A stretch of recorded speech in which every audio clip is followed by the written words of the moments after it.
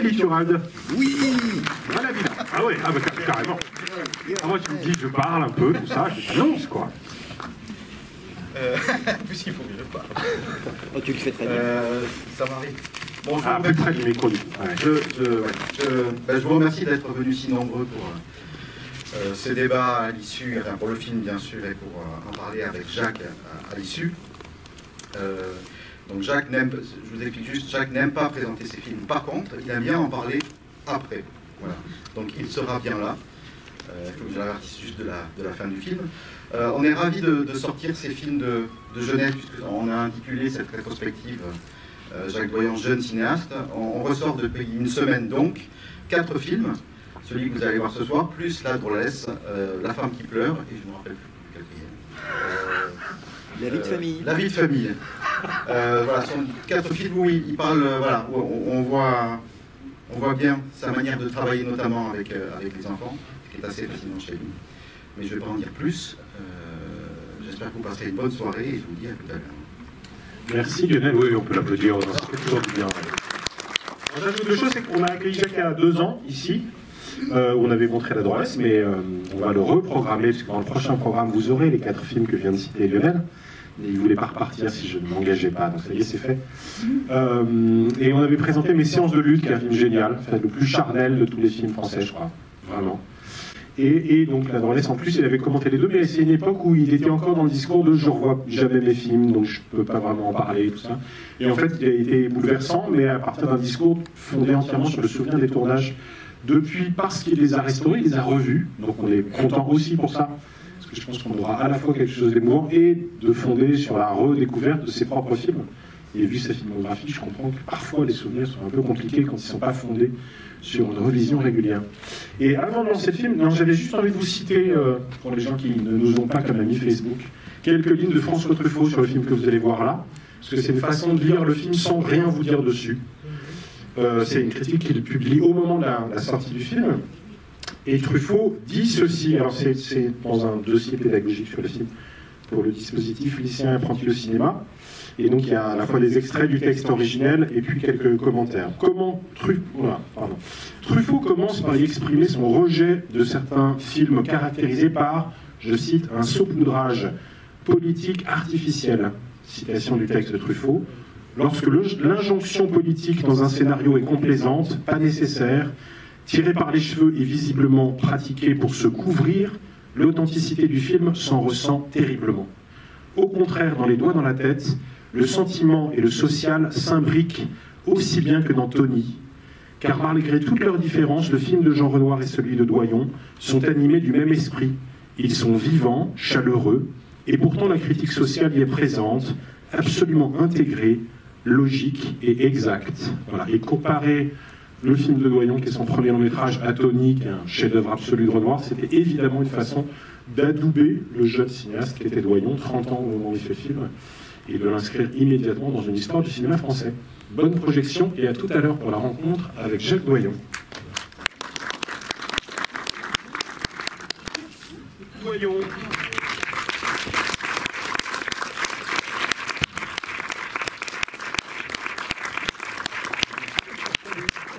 Je suis toujours là, tu vois.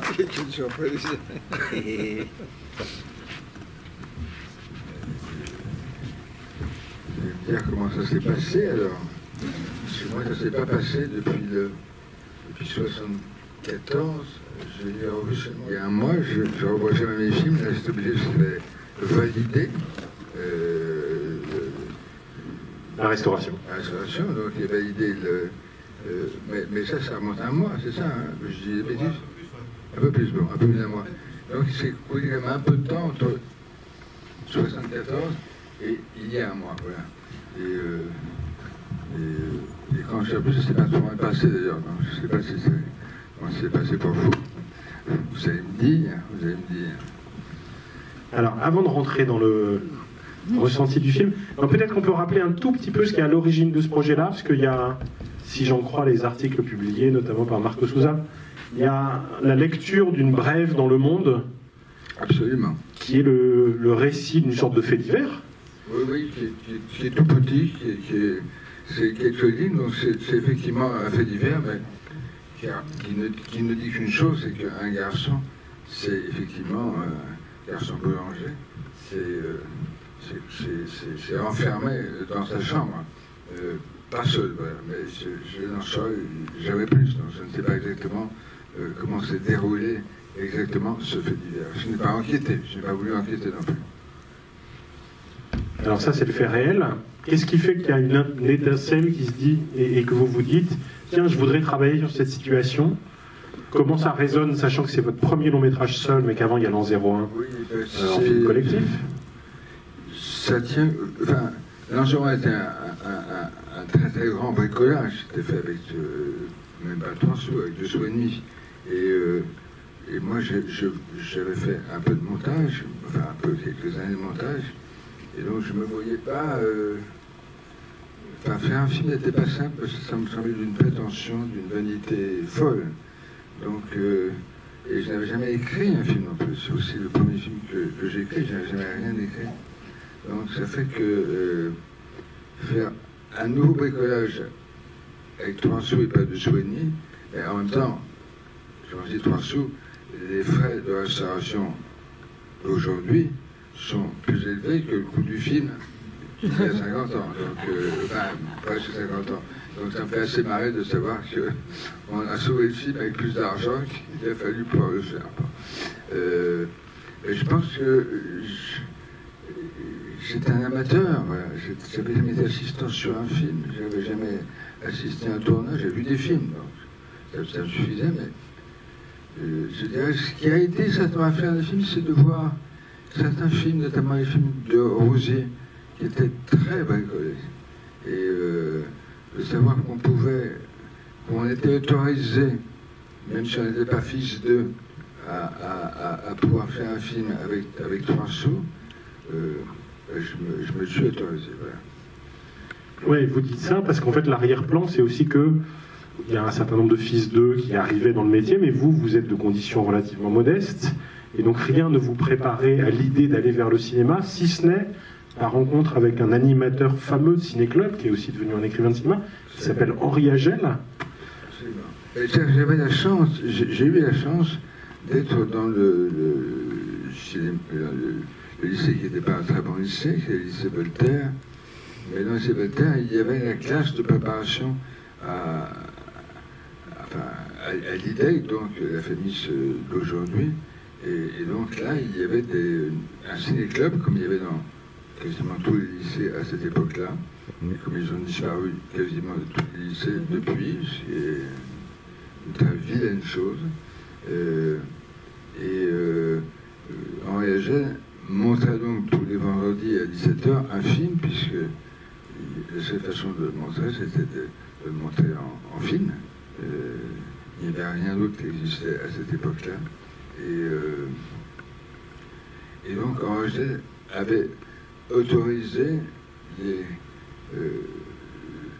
les garçons du lycée qui n'étaient pas ses élèves, autorisé à ce qu'ils puissent assister, s'ils le souhaitaient, à ces séances. Moi, j'étais là à 17h pendant des années, au point que quand j'ai retrouvé Agel, il y avait le sentiment que j'avais été son élève, mais en fait, non, je n'ai jamais fait partie. Alors, si j'avais pu, enfin, déjà, je sentais que c'était une vanité folle, mais je pense que je n'avais même pas le désir de... Ce qui me paraissait le plus éblouissant, c'était tous ces films que Agel montrait, les Ogluchy, Bresson, Dreyer, etc., Wells, enfin, c'était inouï pour moi, à 16 ans, à 17 ans, à 18 ans. Mais 17 ans, parce que à 18 ans, j'étais déjà plus élève de ce lycée. Mais ça me paraissait inimaginable de penser faire des films après avoir vu les films de Ogluchy, de Dreyer, de Bresson, de Wells, etc.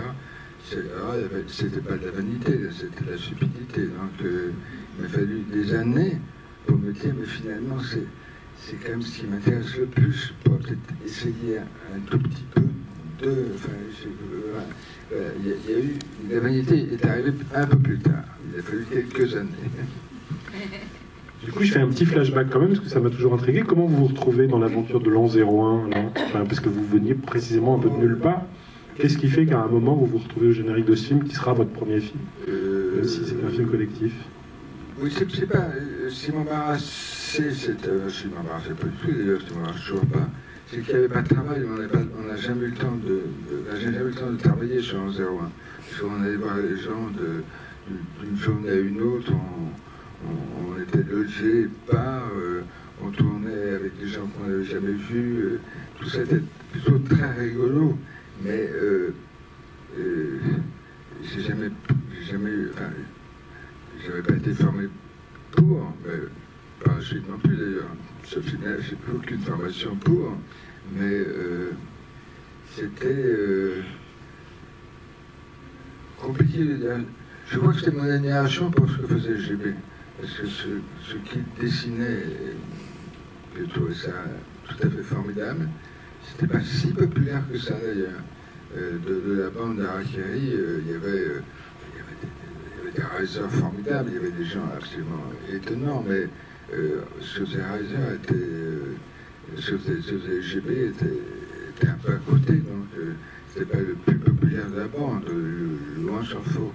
Et j'avais une de ces bandes, d'une page, et je lui avais dit, mais je ferais bien un court-métrage avec ça, juste pendant le temps d'un week-end entre le samedi et le dimanche, et avec des amis, pas avec des comédiens professionnels, et des techniciens professionnels non plus d'ailleurs. Et j'avais fait ce court-métrage. On était devenus plutôt assez amis, et ce type était aussi formidable humainement qu'il était un très grand dessinateur. Voilà. Donc l'idée de faire quelque chose d'un peu plus long avec lui, qui était son idée, c'était son film pour moi. J'ai halluciné le film, halluciné la totalité du film. Mais après,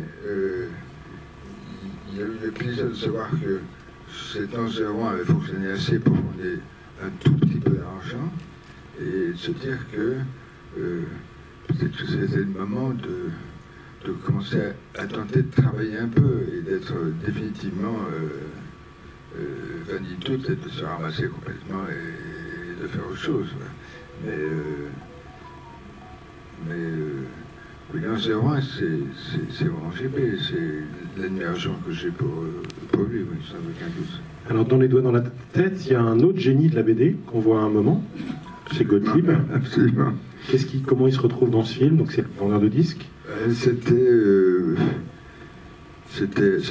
un GB, bien sûr, puisqu'on le voit dans les bandes d'essai de Gottlieb, où il fait un personnage de temps en temps, il est assez souvent.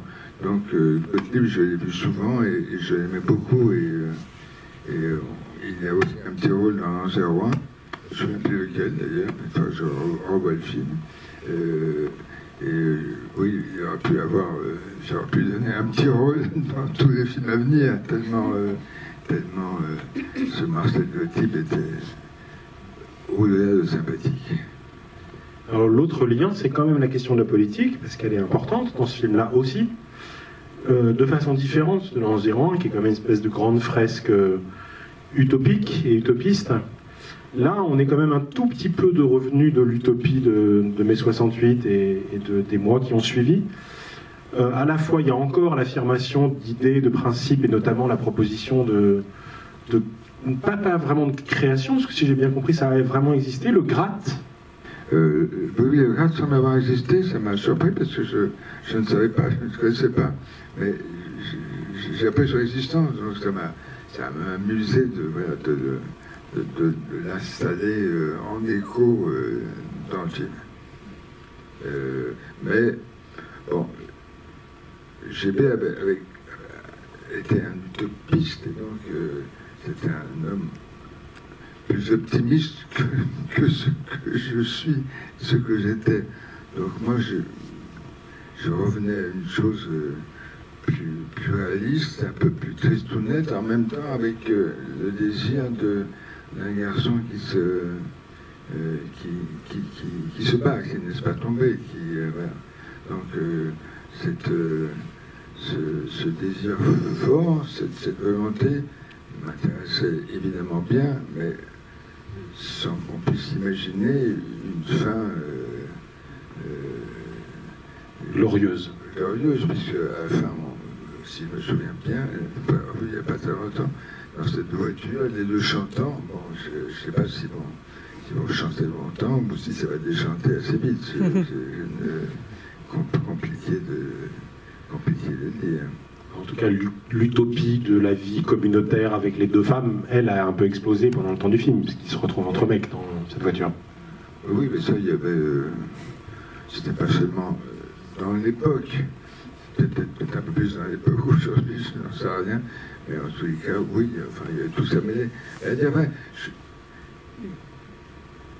L'origine du scénario, c'est un... Moi, je pense pas que je sais faire quoi que ce soit. Donc, je me débarrasse du scénario déjà auprès d'un ami en lui racontant ce petit fait divers, et puis j'attends que le scénario arrive, et le scénario arrive un mois, pas plus, peut-être un peu moins même, avant le début de ce petit film qu'on préparait avec rien. Et quand j'ai le scénario, ça ne me convient pas du tout. Certainement que ça aurait été un autre film, donc ça n'était pas forcément un mauvais scénario, mais ça ne me convenait pas du tout. Donc je me suis dit que ou bien il fallait arrêter, ou reporter, ou bien peut-être décider d'écrire. Et en calculant bien, une scène écrite le matin, une scène l'après-midi, une scène le soir, multipliée par 6 jours, plus le dimanche qui pouvait encore récupérer le retard. Il y avait 18 scènes par semaine, multiplié par 3, ça faisait 54 scènes, et j'en aurais certainement pas besoin de plus. Donc, tout en préparant, j'ai écrit une scène le matin, une scène le midi, une scène le soir. Et je me suis aperçu que c'était assez plaisant. Je ne pensais pas que c'était possible de m'amuser autant. Voilà.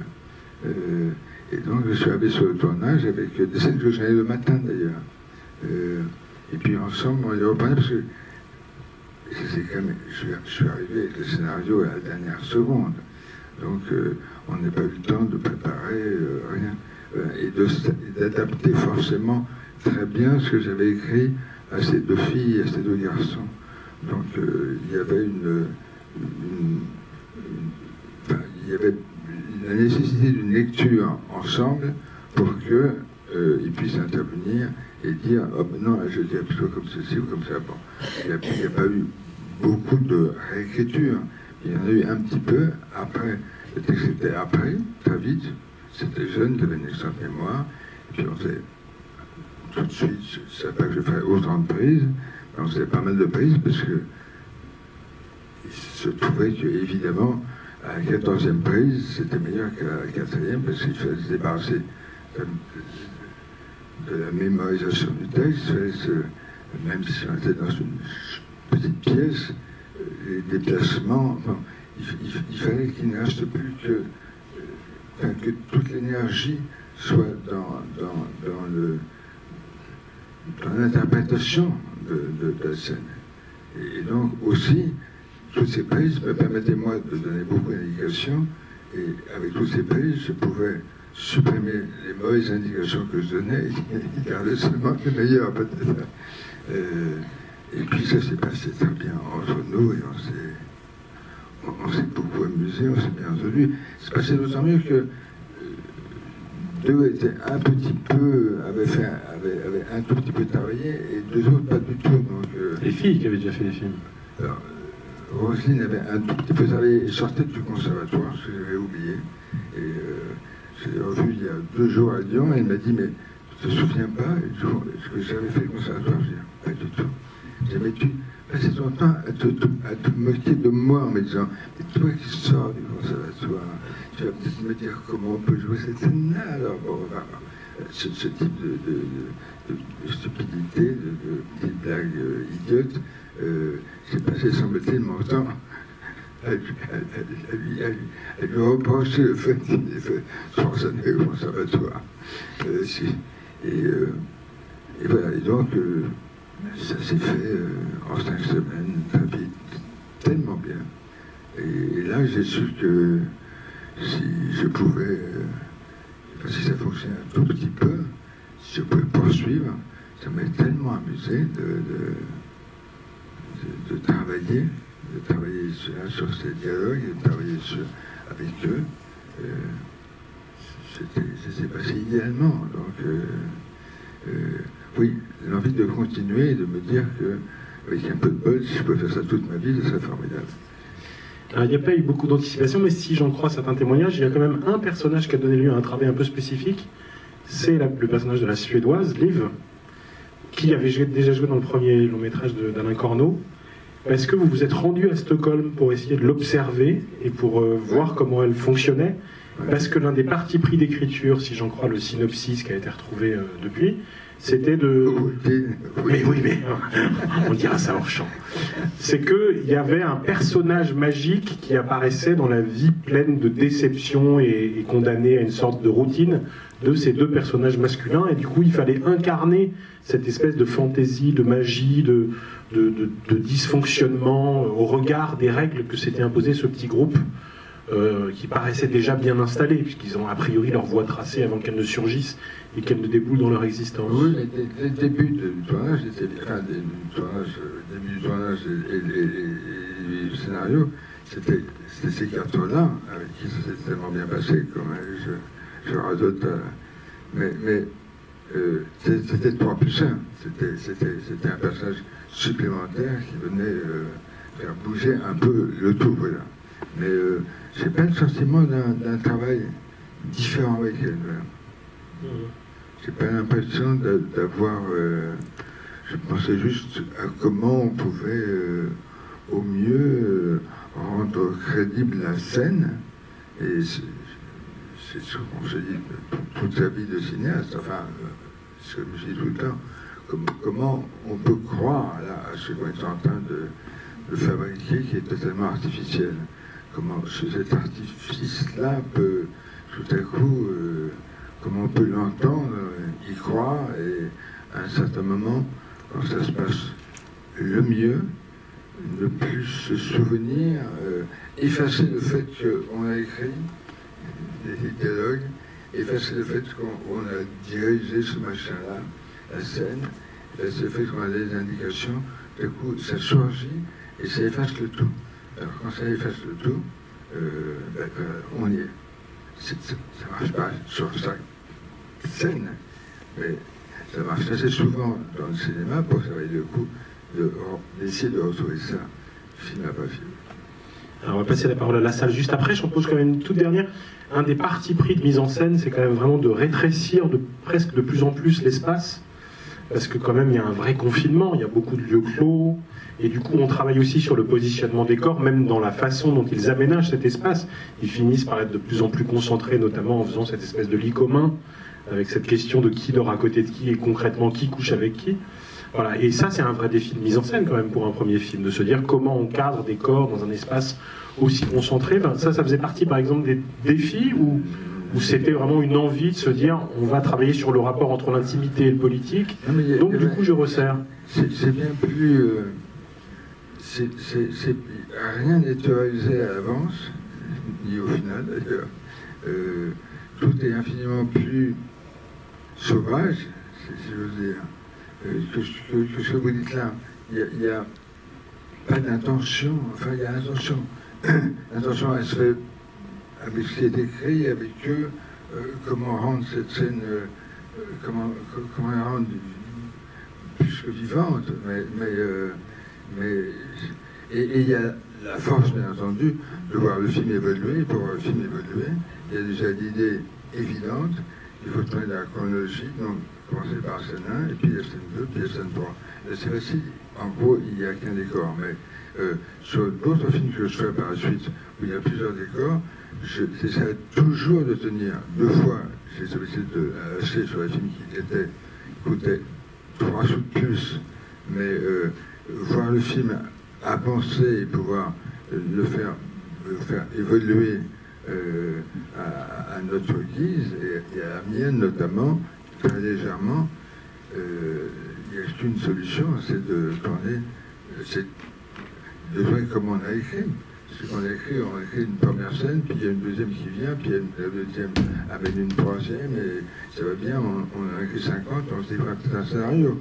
Donc le tournage, c'est absolument la même chose. On avance et on ne sait pas très bien où on va. Déjà, dans la scène, c'est pas parce qu'il y a des mots, c'est pas parce qu'il y a une note qu'on sait qu'on va la jouer. Donc il va falloir du temps, il va falloir 3 heures, 4 heures, pour savoir comment on a réussi à la jouer. Et elle va prendre une couleur, une musique, un tempo, enfin, tout ça n'est jamais décidé à l'avance. Et moi, quand j'arrive sur un tournage, depuis le début, c'est pas seulement va apparaître, je ne crois pas, par manque d'imagination peut-être, mais je ne veux pas savoir comment je vais tourner la scène.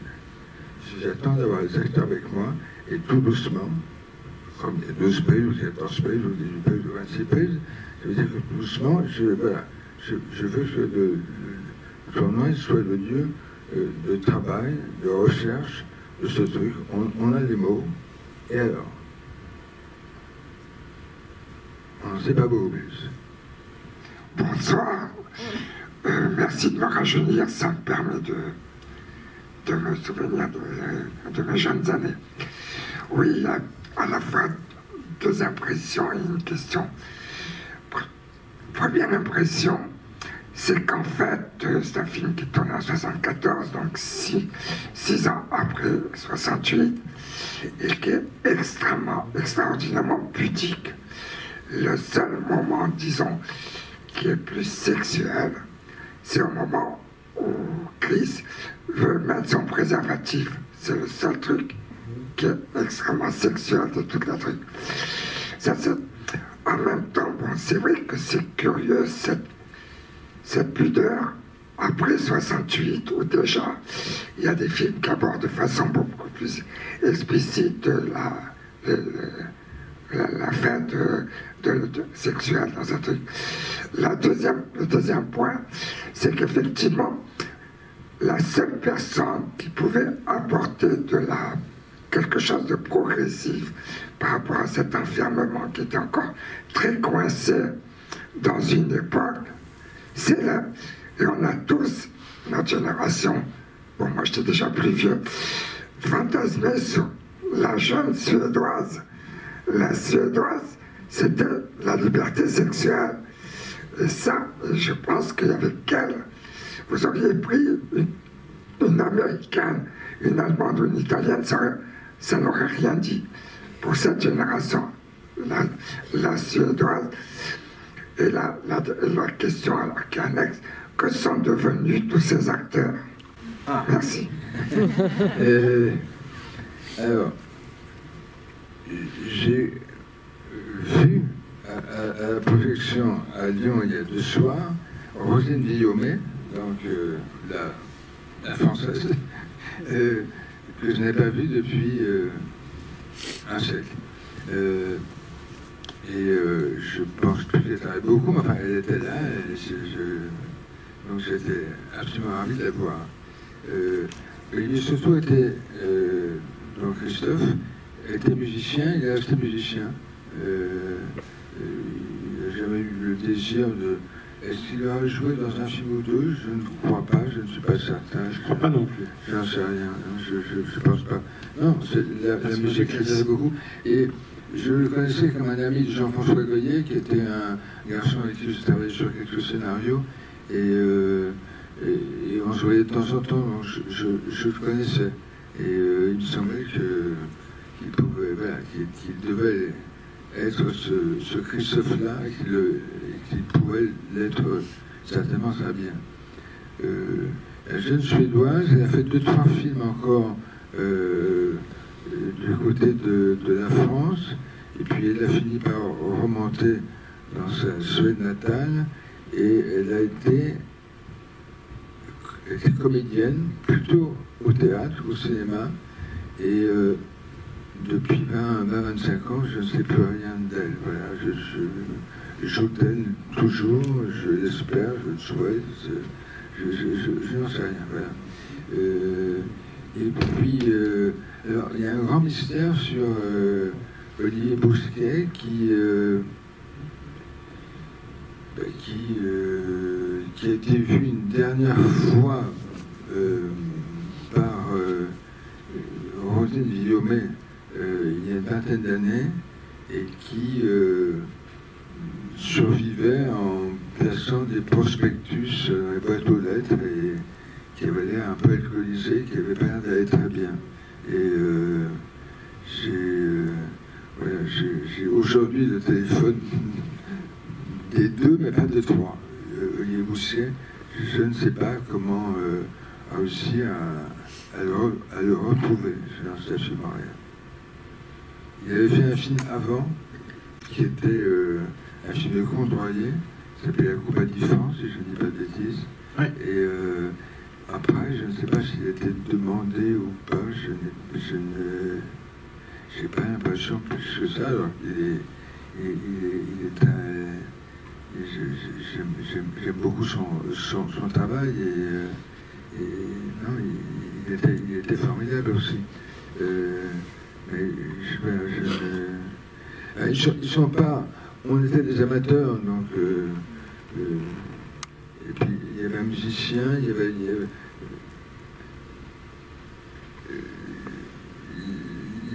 la fille du Jolive, Anne, donc... était un petit modèle, elle essayait de démarrer dans la mode, dans le mannequinat, ça se dit. Mais le cinéma n'était pas son ambition de départ. Et finalement, elle est devenue comédienne. Donc peut-être que le film l'a aidé à vouloir devenir comédienne, ce qui est bien. Voilà, je ne peux pas vous en dire beaucoup plus. J'ai un peu perdu de vue.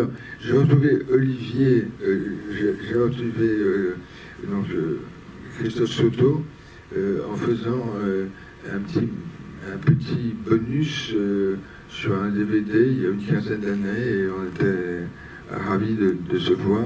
Et la dernière fois que je l'ai vu un peu sérieusement, c'est parce qu'il était le service militaire, il avait un peu plus de 18 ans et demi, et on voulait déjà... le service militaire existait encore, obligatoire, je ne sais pas si c'était 1 an, à cette époque-là, je ne sais pas très bien. Et il était recherché, pas comme un criminel, mais recherché comme un type qui ne s'était pas présenté. Et donc, je lui ai conseillé de ne pas prendre l'avion de Paris pour gagner le Venezuela, qui était le pays de son père, qui était ce peintre très connu. Hein. Et je lui ai conseillé d'aller jusqu'en Belgique. Et il m'a dit, mais je vais comment? Et je lui ai simplement dit, ben, je t'y emmène. Je pense que la frontière, le soir, je m'étonnerais qu'à la frontière belge, tu ne sais jamais qu'il y a un type qui t'as même pas déserté, tu n'es juste pas présenté. Donc, je te dis, voilà, jusqu'à l'aéroport, et de là, tu prends un avion pour le Venezuela, et tout ira bien. Il est resté 20 ans au Venezuela, à être musicien, et il est revenu après 20 ans parce que c'est vrai que la vie commençait à être un peu dangereuse là-bas. Et maintenant, il est, semble-t-il, plus souvent en France. Et comme j'ai réussi à retrouver son numéro de...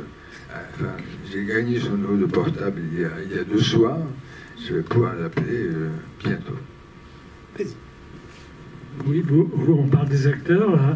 Et moi, j'ai eu le grand plaisir de percevoir François Béranger. Bon, je savais qu'on le voyait dans le film, que j'ai vu 2 ou 3 fois. Et vraiment, c'est un souvenir de jeunesse pour moi, ce film. Oui, et tout ce qu'il raconte. Et les fantasmes pour les jeunes Suédoises. Oui. Mais ce qui m'amusait un peu, c'était de jouer avec ce cliché, parce que ça aurait été plus facile de trouver une Danoise ou une Suisse ou une... Bon, qu'elle soit suédoise me faisait assez marrer, voilà, et qu'elle soit vraiment suédoise. Donc ça me faisait marrer. François Béranger, je l'ai vu beaucoup, et il avait déjà un rôle dans 01, et puis dans un petit court-métrage que j'avais fait pour le ministère de l'Agriculture, j'avais demandé de me faire une musique, une chanson avec des paroles, et il avait fait une très jolie chanson sur les paysans, sur la solitude des paysans de montagne, et j'étais très très content de cette chanson qu'il avait faite et qu'il a inclus dans un album. Et voilà, et je l'ai vu pendant très longtemps encore, François. Et oui, je l'aimais beaucoup. Et je l'aimais aussi beaucoup comme chanteur. J'aimais l'entendre, j'aimais aller le voir. Alors la Suédoise, elle permet de jouer sur une sorte de caricature des fantasmes, mais quand même la sexualité est très présente dans le film. Mais elle permet aussi sans cesse de jouer sur un double registre, parce que quand même, ce qui se joue est à la fois intime et sexuel et politique. Et je pense ça en rebondissant sur une des phrases du film, qui est l'interrogation pour savoir s'il faut baisser son froc, sous-entendu devant le patron. Sauf qu'évidemment, la question de savoir s'il faut baisser son froc devient aussi une question tout à fait intime sur, au fait, quelle est celle des deux qui m'attire, quelle est celle des deux qui suscite du désir, qui en a pour moi, etc. Alors, je voudrais savoir comment vous avez travaillé à l'écriture, le fait de nouer ces deux questions-là. Est-ce qu'on peut répondre à une question aussi bizarre que celle-là? Parce qu'elle est pour le coup très structurante. Oui, c'est-à-dire que si j'avais eu 6 mois de temps pour écrire, je pense que je n'arriverais pas à vous répondre. Mais sachant que, en plus de la préparation, une scène le matin, une scène midi, une scène le soir, voilà, c'est venu comme une pulsion, mais c'est pas venu comme une réflexion formidable. Je dirais que toutes ces scènes m'ont été données plus par mon système nerveux que par ce qui se passait dans ma tête par une intense réflexion de ce que j'allais et de ce que je voulais faire. Voilà. Je pense que j'ai écrit certainement ce que je voulais faire, mais ça ne passait pas par une réflexion bien formidable. Désolé de vous décevoir. Madame. Alors, je suis absolument ravie de vous avoir en face de moi, parce qu'en fait, moi, j'étais comédienne quand j'avais 17 ans. Il se trouve que Cristobal Soto, c'est un ami, et que je suis violoniste, en fait, et que, en fait, je l'ai rencontré il y a à peu près 7 ans. Que j'ai dû le rencontrer sûrement quand j'étais beaucoup plus jeune, parce qu'en fait, moi, j'étais passionnée de musique vénézuélienne quand j'avais 20 ans, et que malheureusement, je ne l'ai pas reconnu quand c'est par un de mes élèves que j'ai rencontré Cristobal, et que du coup, je suis devenue passionnée de musique vénézuélienne, et que je fais tous ces stages chaque année. Il fait un stage de musique vénézuélienne, et on s'amuse comme des fous. Et c'est un homme absolument merveilleux, qui a une énergie folle. Oui. Et puis alors donc, du coup, je me dis qu'on a un peu des choses similaires. C'est-à-dire que moi, je suis musicienne, mais j'ai été comédienne pendant 3 ans dans ma vie. J'ai fait le premier film de René Ferret, La Communion solennelle, et j'ai été à Cannes, dans mon souvenir, et je rêvais de tourner avec vous. Et donc, pour moi, c'était incroyable de pouvoir vous rencontrer aujourd'hui. Et c'est par Cristobal, et on est dans un WhatsApp, un groupe WhatsApp, on est au courant des trucs. Alors il y a sa femme qui nous a écrit, si vous voulez voir Cristobal. Je vais pouvoir vous rejoindre, alors c'est bien. Et vous parlez de René Ferret. Vous parlez de René Ferret, qui était essentiellement un metteur en scène. Et j'avais fait un film avec Piccoli et Jane Birkin, et j'avais besoin j'ai tout de suite pensé à René Ferret. Et donc, dans ce film qui s'appelle La fille prodigue, j'ai tourné en 81, il y a René Ferret. Ah, il y a René Ferret. Ça se recoupe encore plus. Voilà, je suis comédienne, j'aurais voulu tellement tourner avec vous. J'étais fan de vos films, en fait. Et puis pour moi, ça représentait tellement, voilà, mai 68, enfin, une mentalité, toutes les questions qu'on se posait justement par rapport à la sexualité, cette espèce d'ouverture comme ça, d'une sexualité, on ne sait pas trop où on va. Et alors j'adore votre façon d'aborder, comment vous avez abordé le film, parce que pour moi, c'est comme le jazz. Moi, je suis une jazzman, hein, oui. jazzwoman, et pour moi, c'est comme le jazz. C'est-à-dire que vous faites 15 prises, vous essayez de sentir émotionnellement, en fait, ce qui va fonctionner, et donc il y a plein de choses qui sont dans les expressions, il n'y a pas les mots, voilà ce qui est dit, et c'est très subtil, en fait, parce que il y a des non-dits, il y a des choses qui sont pas dites. Parce que, comme j'écris toujours, et comme je tourne encore plus, il est évident que je ne sais pas trop où je vais, je ne veux pas le savoir, et je veux surtout que ce ne soit pas une exécution.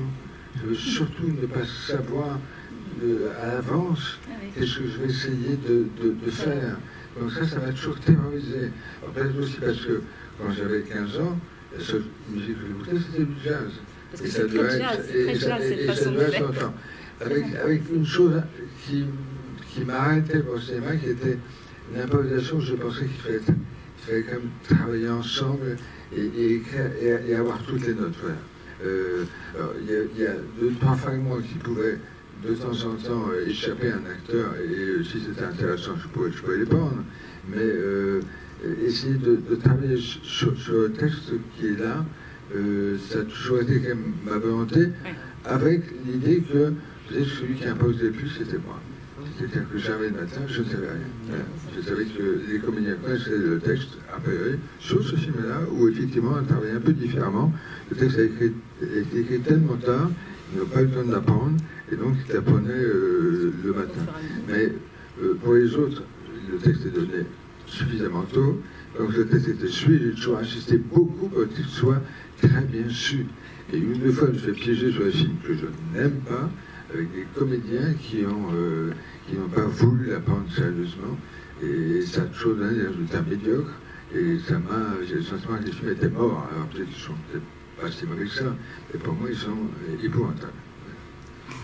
Quand vous le revoyez aujourd'hui, qu'est-ce qui vous lie à l'époque de sa production? En fait, comment vous le revoyez dans cette perspective un peu historique de post-68? Je ne vois pas du tout dans cette perspective. Je le vois dans le... La seule chose qui m'intéresse, je pense, c'est de les revoir eux, c'est de savoir que j'ai quasiment totalement oublié le film. Tellement d'années ont passé, puis l'idée d'essayer d'avancer, de m'intéresser à ce qui peut se faire et de laisser tomber, d'oublier, enfin de plus me soucier du tout des choses qui ont été faites. Ça fait que je vois le jeu des quatre, comment ça fonctionne, si ça vit, si ça me surprend encore, voilà. Et c'est la seule chose que je vois sérieusement, voilà. Et quand je l'ai vu, dès la première scène, je pensais que le film était pas mal parce qu'ils étaient pas mal. Et il m'a semblé que le film était mieux parce qu'eux étaient vraiment encore mieux que ce que j'avais s'il me restait pas grand-chose en mémoire. Alors juste pour revenir sur le sujet des jeunes acteurs et ce qu'ils sont devenus, il y a quand même un nom au générique de fin qui est assez frappant, c'est Philippe Naon. Philippe Naon est ensuite devenu l'acteur fétiche de Gaspard Noé. Il est dans Calvaire, Haute Tension. On n'est pas exactement sur le même type de film, Irréversible, tout ça, c'est pas exactement pareil. Mais voilà, voilà, j'attendais qu'on parle de Philippe Naon, parce que je ne l'ai pas du tout reconnu. Je veux dire que je connais quasiment pas les films de Gaspard Noé, j'en ai vu qu'un. Et j'ai pas un souvenir plus fort que ça. Voilà, j'ai un souvenir du travail à 4, enfin à 4 plus moi à 5. Après, je n'arrive plus à remettre, à sentir ce travail qu'on a pu faire ensemble. Oui, il existe et il existera mieux, certainement, encore, chez Gaspard Noé. Je suppose que dans mes films, moi, je n'ai pas repris, et lui l'a repris souvent.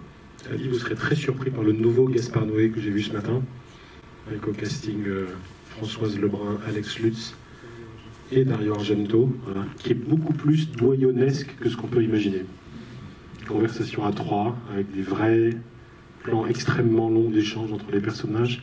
Je pense que lui a vraiment vu les films de Doyon. Et quand on les voit à proximité, on se dit, ah oui, c'est incroyable, la filiation qu'il y a aussi à partir de films comme Les Doigts dans la tête.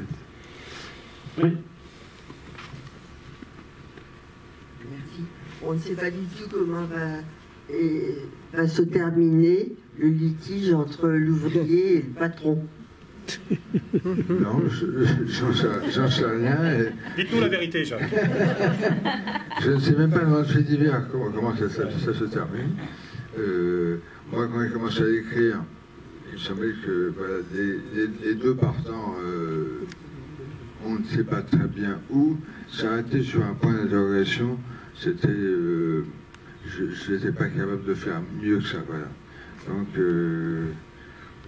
on fera une suite, là. Si, ça fait la reprise Carton. Ça fonctionne assez bien, on fera une suite, et puis on saura ce qui s'est vraiment passé. Cela dit, on peut dire un mot du nouveau boulanger, parce que donc, qui en fait est boulanger, mais veut devenir acteur, et qu'on imagine être l'opposant, mais qui en fait se retrouve très vite un complice et intégré à la bande. Parce que pour le coup, là, lui, dans la vraie vie, il était vraiment boulanger, et il voulait vraiment devenir acteur. Enfin, c'est peut-être le personnage le plus proche de son rôle que vous ayez intégré. Oui, mais tout ce que je savais de lui, je crois que c'est dans le film. Il apprenait vraiment Georges Dandin, quoi. Absolument, donc c'était sa passion pour Dedans, enfin, tout ça, je pense que j'ai tout donné. Enfin, comme cinéaste, si on travaille un peu sérieusement, on est des grands voleurs. Donc là, je ne me suis pas gêné. C'est monstrueux, je pense. C'est lui qui connaissait ce texte de... C'était écrit? Oui, bien. C'était écrit, donc tout à fait. C'est écrit à partir de ce que j'ai entendu. Donc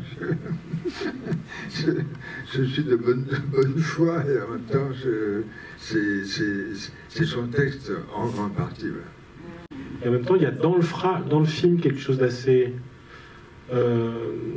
ironique sur cette question-là de l'addiction et de l'appris par cœur, etc. Parce qu'il y a quand même une phrase où tout à coup un personnage dit de l'autre « Mais non, mais c'est pas ces mots à lui, il est en train de réciter, il a appris par cœur. » Donc il y a une espèce de jeu aussi presque brechtien avec... Oui, enfin, il est meilleur lorsqu'il dit lorsque je lui fais dire son texte, il n'est pas si mauvais que ça d'ailleurs, ça pourrait être pire.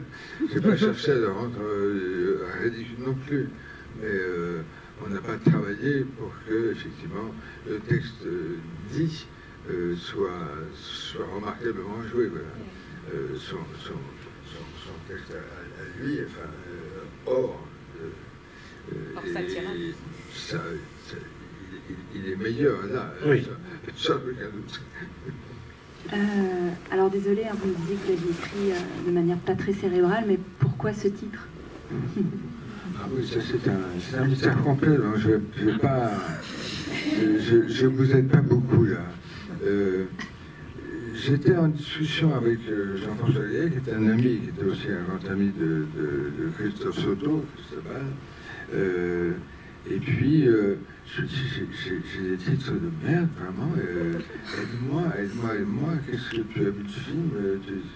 Alors, on s'est changé des titres, plus affligeants les uns que les autres. Et à un moment, je dis, c'est pas mal ce que tu me proposes. C'est un peu curieux, c'est pas mal. Les doigts dans la tête. Je dis, mais je n'ai jamais dit les doigts dans la tête. Je dis, mais tu viens de me dire les doigts dans la tête il y a des 20 secondes. Je dis, je n'ai jamais dit les doigts dans la tête. Et qu'est-ce que tu m'as dit? Je ne me souviens plus, mais c'était pas les doigts dans la tête, je suis persuadé que c'était pas les doigts dans la tête. Donc, on a raisonné beaucoup de ça. Et il est évident que ça avait un côté un peu plus, je ne sais pas quoi, enfin, un peu plus fantastique, surréaliste, déconnant qu'est le film peut-être, mais l'autre était tellement épouvantable qu'il avait mieux choisir devant la tête. Voilà. Et puis, ça pourrait se retenir et les gens pouvaient sortir en se disant c'est un peu bizarre ce titre sur ce film-là. Mais voilà.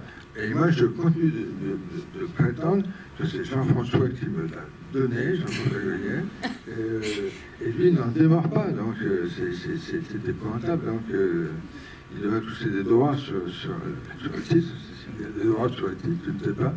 Mais voilà, c'est un malentendu, dit-il. Et moi, je suis sûr que ce n'est pas un malentendu.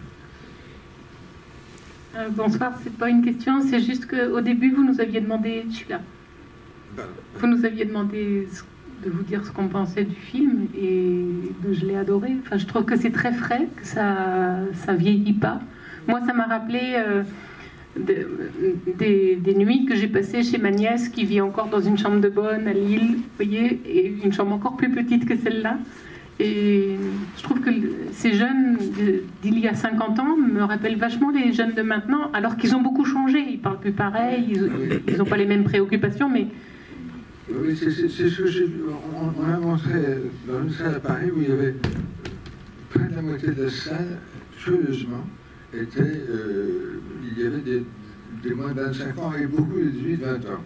Je ne sais pas qui ils avaient amené là, ils avaient du jouet de salle, en tout cas, ils étaient là.